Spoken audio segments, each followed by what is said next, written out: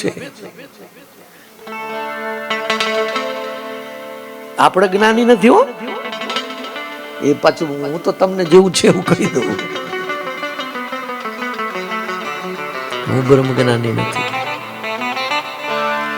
કારણ કે બ્રહ્મ જ્ઞાની બોલ બોલ ન કરે. બોલે તો મૌન. હું તો બોલ બોલ કરું છું ને.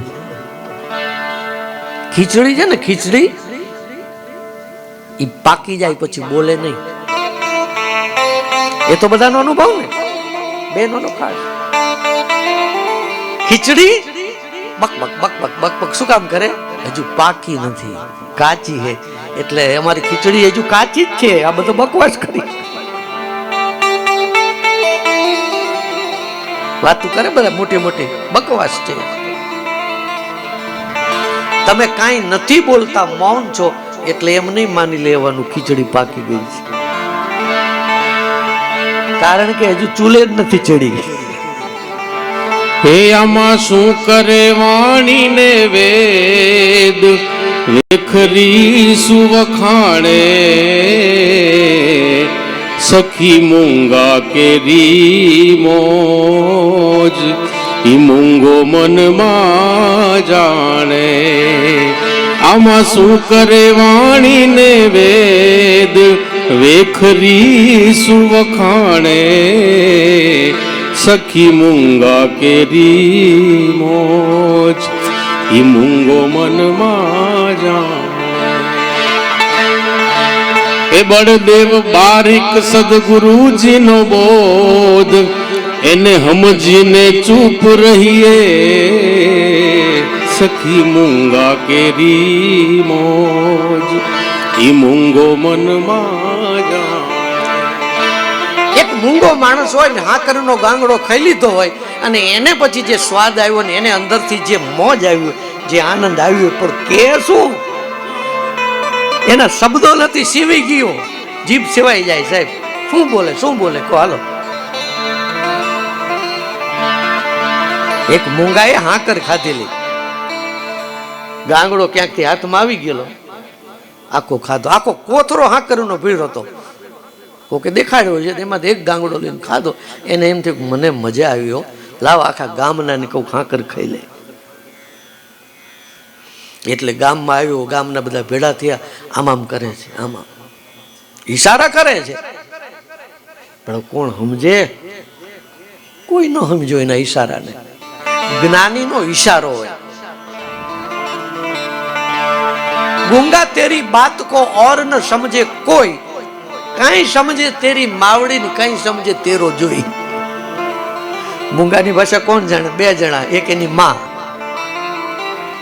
સતત પાસે રહે છે, ઈ જાણે, અને બીજું એના જેવો હોય. ગામ આખું ભેડું થયું, પણ આના ઈશારાને સમજ્યા ને. એમાં મૂંગો આવ્યો, આમ કર્યું ને, આમ કર્યું. એ સમજી ગયો તળાવની પારે લીમડાના ઝાડ નીચે કોથરો પડ્યો, અહીંયા કંઈક ખાઈને આવ્યો એમ જવાનું કે છે. અહીંયા પહોંચી ગયો, હાકરનો ગાંગડો ખાધો ને એ મલકાવા માંડ્યો. હે સખી અંધાને નહીં આધાર, ઈ બેરો શું બોલે. હે ગમ નકટાને નહીં રે લગાર, ઈ તત્વને શું તોલે. સખી મૂંગા કેરી મોજ, સખી મળે જ્યાં એકમ એકાતાર, ઈ વાતું બહુ ઝીણી. એ જઈને કેવી કોની પાસ, આદુની જે રેણી.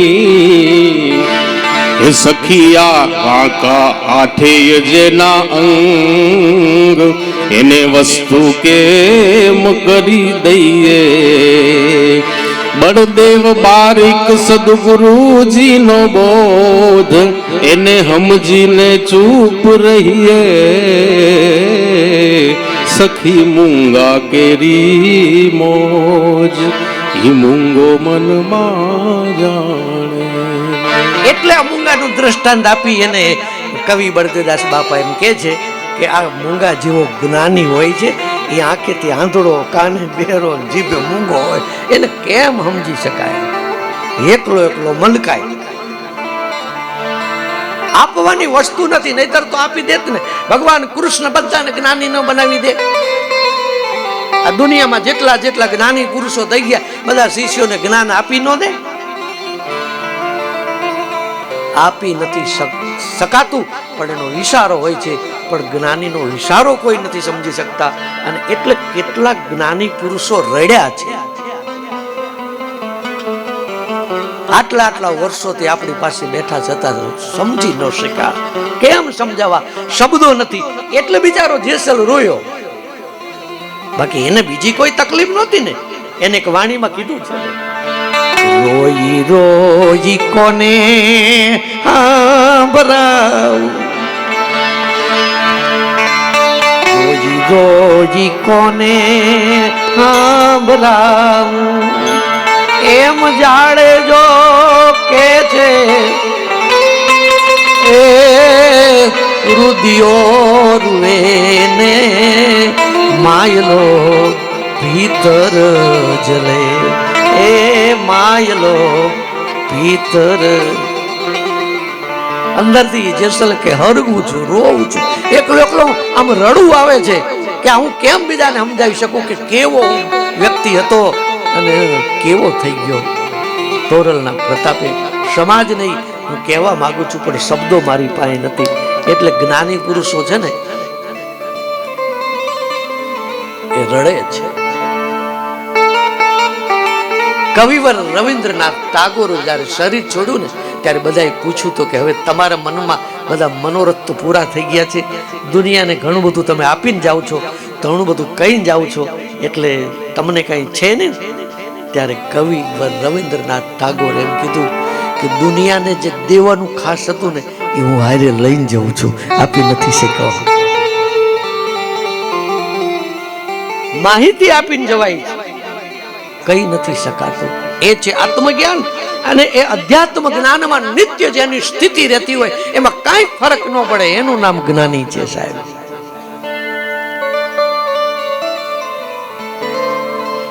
જન સમૂહમાં અપ્રીતિ, લોક સંપર્ક બહુ ન ગમે, એ જ્ઞાની પુરુષનું લક્ષણ છે સાહેબ.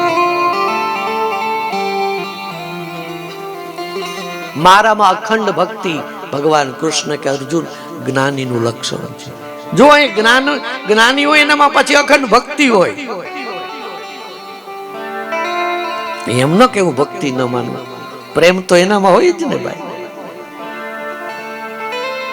એકાંત પ્રદેશનું સેવન, લોકોમાં અપ્રીતિ અને હંમેશા તત્વ જ્ઞાનનો જ અર્થ કરવો, આ જ્ઞાની પુરુષનું લક્ષણ છે. એનાથી ઉલટું એ અજ્ઞાનીનું લક્ષણ છે.